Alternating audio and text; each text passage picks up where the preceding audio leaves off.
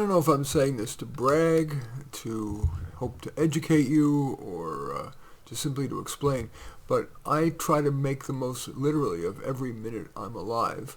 I'm grateful to still be at 100%. I'll be 75 years old in 2 weeks. And I say that as a way of prefacing the following. I sit in the same cafe. I take the dog for a walk first thing in the morning, like at 7 in the morning. Then I end up at a cafe that opens early, and I sit and I work. But there was a guy who can, I sometimes chat with people, but I'm always trying to be helpful. So a guy must have weighed 400 pounds, maybe more, walks in, but he has a very friendly demeanor, face and demeanor. Very often, after you're about over 40, you wear your personality on your face. Anyway, so I don't remember how it happened. We started chatting, and we did talk about weight, because I'm not shy about bringing up difficult issues, but again, trying to be helpful. And he's on a very serious effort to lose a lot of weight. He started at almost 500 pounds, and his goal is about 190. And long story short, that gave rise, he was visiting from the Midwest, I believe. Anyway, and he visited periodically, I think, to see a relative.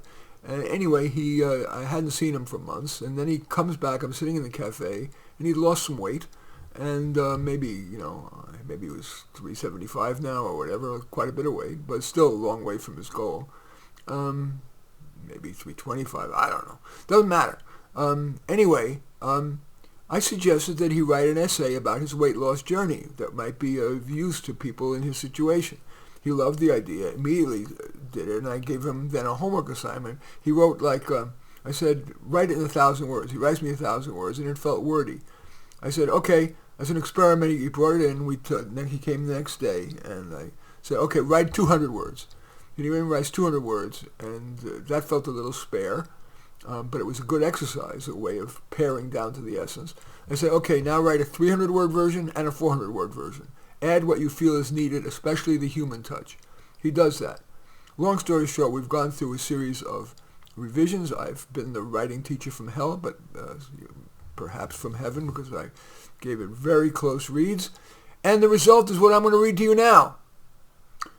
It's about 400 words, and it's called I'm Half the Man I Used to Be, by Mike Hamrick.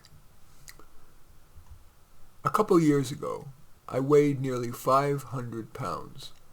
That put me in the third class of obesity that carries the charming moniker, super morbid.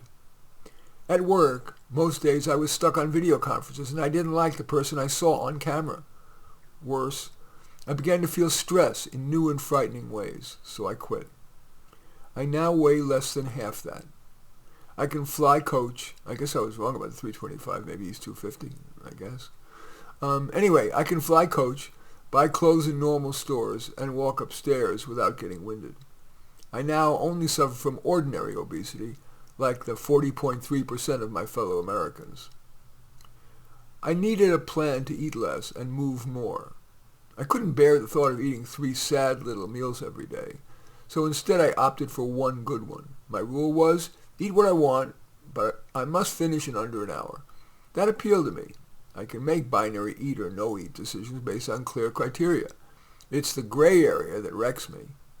But I quickly learned that what I ate did matter. Carbohydrates made me hungrier sooner. Protein and fat kept me full longer. If I made bad food decisions, I had 23 uncomfortable hours until my next meal to beat myself up about it.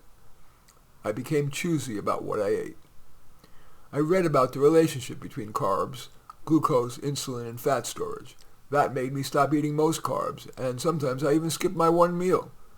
Fasting started as a tool to break through persistent weight loss plateaus, but that changed after I woke one morning feeling euphoric, unusually clear-headed, and not at all hungry. I began fasting once a week, and I was more disciplined than I realized, and my fear of hunger decreased. I got a gym membership and read to distract myself while sweating out my hour-long workout. The words burned in my mind as the elliptical machine burned away my fat. Reading had never felt that engaging. It wasn't hard to make exercise a habit. I tracked my weight, heart rate, sleep, blood glucose, ketones, and blood pressure. I began to like the person in the mirror, even though he now looked like my father. My daily walk took me past a neighborhood cafe. where a regular group met to socialize. I forced myself to make introductions, became a frequent participant, and made new friends. I'm still not at my goal weight. To have a medically normal weight, I've got to lose another 70 pounds. I know I'll never look entirely normal. The decades of abuse I've heaped on my body have left permanent marks.